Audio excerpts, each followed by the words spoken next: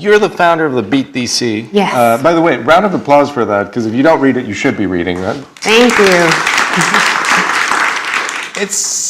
You seem to know a lot about a lot of people. Yes. 20 years in DC. That helps. Who do you want to be reading it? Everybody. So let me say, we started the Beat in 2016 during the DNC. I had one original investor, somebody who was willing to put money on the table. It was Robert Rabin, who I call him the David Geffen of the Beltway. But he runs a progressive public affairs firm here in DC. And I had tried to do this several times. I was with BET News. I ran the bureau there and just wanted to create something because, we read the morning political rags every day. And something I noticed is we were all talking about, we'd read Politico and Axios, and then we talk about what was in there's another one. Yes. Sorry. But I'm throwing shade, so I'm saying the ones I want. Okay. Go ahead. Yeah, those guys. Yeah, exactly, those guys. But we would talk about what was in the morning newsletters, and then we'd have whole other conversations about what wasn't in the morning newsletters. And so that those can be springboards and launching pads for people, and if you're reading something where you're not reflected, you feel invisible, and it also sends a message to other people that you might be invisible. Particularly, even in the spotted section, there would be a reception the night before, and this press secretary from some member of Congress you haven't heard of was spotted, and I'd read it like, damn, you had a black chief of staff there, and you from a well-known member, and we didn't spot that person. So it wasn't intentional, I discovered. It was because you spot who you know, and so that just happened to be who people knew. And so we grew. I initially wanted to create something for us in the Beltway, and it wasn't for people of color. It was about people of color. Everybody should read it the same way that we read things every single day where we're not reflected, but we're certainly affected. Everybody should know what's happening with the rising majority of America. And so we expanded really quickly. I told you before that I thought it was going to be like 300 people reading it every morning. And then within a few months, we were getting emails from Arizona and California and New York and New Hampshire. So it actually grew a lot faster than I was prepared for because I had a really small team. So in August, it breaks my heart to say, but we had to press pause and take a break because I started getting all these other projects and funding. And so we just had to take time to build and work on a project that's very near to me that we'll talk about later. But my shameless plug is I'm writing a book that will come out in July 2020. And so I just had to take a minute to focus on that and build a team and hire and et cetera. So we shall be back. We'll talk about that book in a second. And have you seen? You were talking about like you spot who you know, and people write about who they know. And have you seen results on that end? Like, have you seen while you have the Beat, like black chiefs get more? Yes. So the one thing that makes me just delight is. People on the Hill will always come up to me and say, you make me feel like I'm seen and like I'm heard. And that means the world to me. When I speak across the country, people will come up to me and say, honestly, I don't understand anything that's happening on Capitol Hill. I'm ashamed to say I don't read papers, but I read the Beat, and you make it something I can understand because we really do try to make things digestible.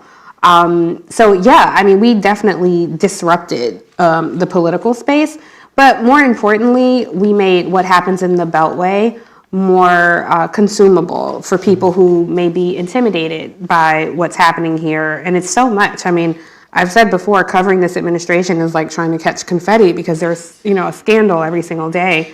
And we don't focus all of our time on this White House. We leave that to other people. Right. And sadly, it creates this impression because in the echo chambers that are cable news, it is a perpetual, ubiquitous breaking news sign all the time that deals with something with this White House. And so it creates this false perception that the Tri-Caucus isn't doing anything, that the Hispanic, AAPI, and Black caucuses, and the Native American caucus what are they doing? That's the number one question I get when I do different call-in radio shows. And I always have to beat back that perception. It's just not true. It just sadly doesn't get covered. They are pretty busy caucuses. That's right. And the I guess the rosy side of things is these are issues that are being covered to an extent. But the not so rosy side of issues is the diversity on Capitol Hill itself and in the people who cover Capitol Hill itself. Have you seen major advances in that area? I have, in terms of representation for actual members. I think in 2018 there were over 100 Democratic women elected to Congress. 42, I believe, were people of color, and I think 4 were LGBTQ, members of the LGBTQ community. So I think, with this younger, more woke, if you will, electorate coming in, I think they prioritize that their staff should look like the constituents they serve. That was not always the case. And so, look, that's not to say that there's no room for growth. I mean, look, we have to keep challenging people to do that, and it can't just be the newer members coming in. I mean, we have to hold our elected officials accountable. And really, the thing is, when you're working on Capitol Hill, you're dealing with a lot of things that impact not only your constituents, but even things that don't necessarily directly impact your constituents. Why wouldn't you want your staff to reflect America? Why wouldn't you want the ethnic diversity that brings diversity of thought to your team? And the amount of times where over the years that I've been here that people will call me to ask an off-the-record question, that's always kind of the same understanding, like, Tiffany, explain Black people to us, off the record. And it's like, you could hire somebody on your team where you can have these types of conversations. And I'm always happy to help and have those conversations, but my pushback is always put someone on your team. And I think at least there's an awareness that a lack of diversity is detrimental to your office. But that's not to say that we've achieved the goal of where we want to be, specifically since in 2018, for the first time in this country, in this democracy that was built on stolen land, we just elected for the first time 2 Native American members to Congress. I feel like that's a voice that gets overlooked way too much. Not only are they an important voice to have on Capitol Hill, but if you look at and break down the data across the country, there are electoral pockets where the Native American vote decides races. But you would not know that looking at mainstream media outlets. You wouldn't, and there's not a lack of talent, but there seems to be a lack of channels for that talent to make it to the Hill or to media, for that matter. Yeah. Young reporters of color, the young staff or young wannabe staffers of color. I don't think anybody's born with with the urge to be a staffer. Yeah. But some people discover that later in life. It seems like getting there is a bit too expensive. Yeah, I don't know if expensive is only part of the problem. So I think when you look at the pipeline, the one thing that really irritates me, and I try to respond with compassion, but my patience is wearing a bit thin for the people who say, well, we want to hire diverse candidates, but we don't know where to find any. It's like, man, really? Like, you could almost Google this, I just don't understand that. And you're an elected member of Congress, so what else don't you know? So I think we have to start pushing that back and making sure that these pipelines are actually cleared of hurdles, and putting people in front of these members, putting resumes in front of these members. And so the D-Trip, I will say the DCCC, they certainly made an effort. When Ben Ray left, when Congressman Ben Ray Lujan left, and there was a leadership transition, there was certainly, I know, a lot of people who were having conversations about how can we hire diverse people on this team, and we're happy to share what you all share with us, with members of Congress, to make sure that their teams are diverse.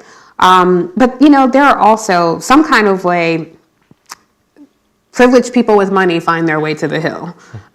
There's no shortage of that. And I think it doesn't take that much more of an effort to find people who, aren't your colleague's daughter, or, went to private school with your college roommate, or whatever, And I think that still continues to be a challenge. The Post did a great piece a few years ago, and they were talking about some of the interns on Capitol Hill wearing designer shoes and carrying designer handbags. I mean, things that I didn't even know about when I was in my teens and 20s.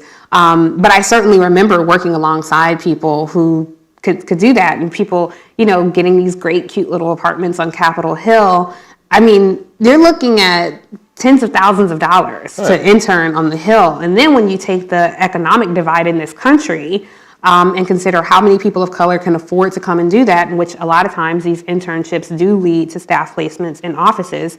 I mean, these are challenges. And so I think the Pay Our Interns program that's been really successful on Capitol Hill highlighted this issue. Carlos, I forget his name. Vera. Yes, yeah, Carlos Vera. He's awesome. Yeah. Thank you. Carlos really championed this issue. And then when you had this new class of members of Congress come in, and they all made a commitment to pay their interns, and then they started reporting out who had agreed. And then the budget committee actually set aside funds for Capitol Hill interns. So I think that's one step. But again, these are all, just like the First Step Act, these are first steps. That doesn't mean there doesn't need to be a second and third step to follow.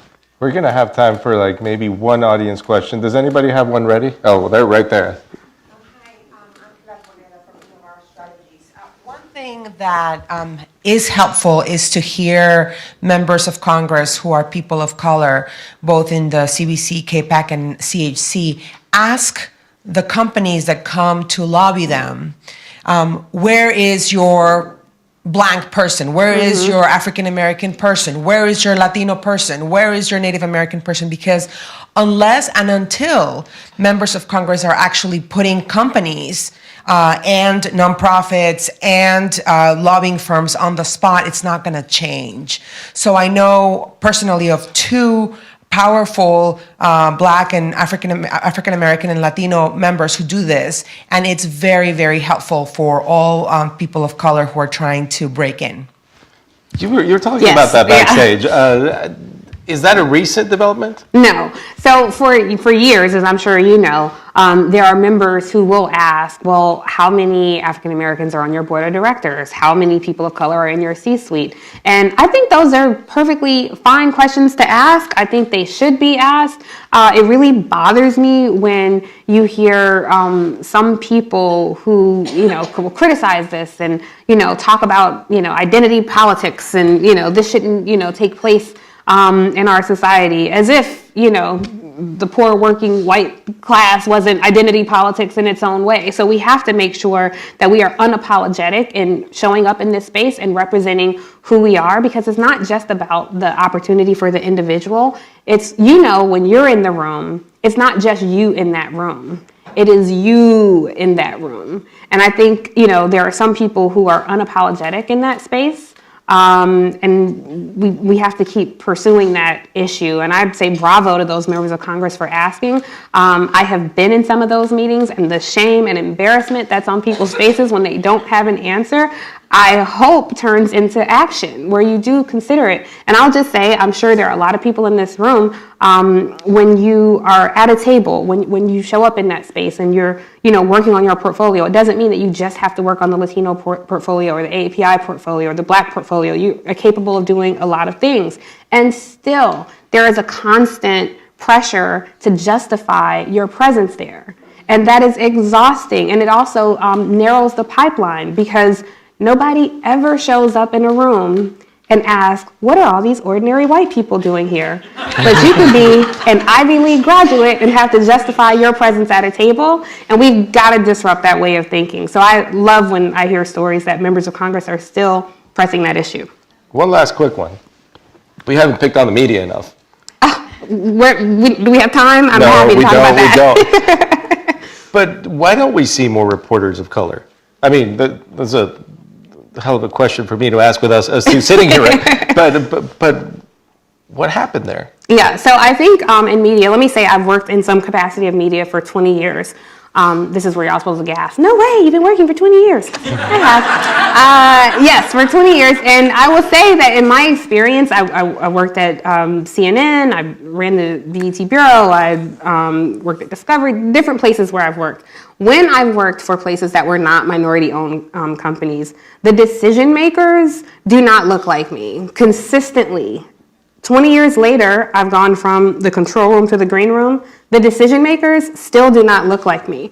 And I think a part of that, what that creates for people is you feel unwelcome. When I first moved here, I was working for CNN, and I was a associate producer on the show Capital Gang. I don't know if people remember that, but I worked for the Prince of Darkness, Bob Novak. He lived up to his name, God rest his soul. And it was an interesting time, but I remember Al Hunt was one of the correspondents on the show, one of the panelists, and we were all going through a meeting, and President Bill Clinton was being honored. He was being inducted into this Hall of Fame with a singer. And so Al Hunt, we're all at this meeting, and it's about 10 of us around the table, and everyone's like, who is this singer Bill Clinton's being inducted with? This is ridiculous. Nobody ever heard of this guy. And they were all laughing and laughing. And I sat there and I didn't say anything because I didn't feel comfortable to say anything. And they turned to me and say, Tiffany, you ever hear of this singer, Al Green? I just said, never heard of him, and left the room because I was so annoyed. It just felt so isolating, all the time. And that's just one example of many. So I think, again, the cable news outlets a lot of older white viewers watch cable news. That's true, probably more than any other demo. I think the decision makers in the news media have not been forward thinking enough and paused long enough to ask what comes next. Because the audience that you are appealing to is a shrinking one. The audience you are ignoring is a growing one. So when it comes to cord cutting time, we'll have to see how well they survive. And I say this as a cable news commentator, so. I think, well, we're out of time. I know, I see that wrap. I was trying to ignore it. That is, I wish we could, because we could do this. Thank you so much, Tiffany. Thank you for having me. Thank you.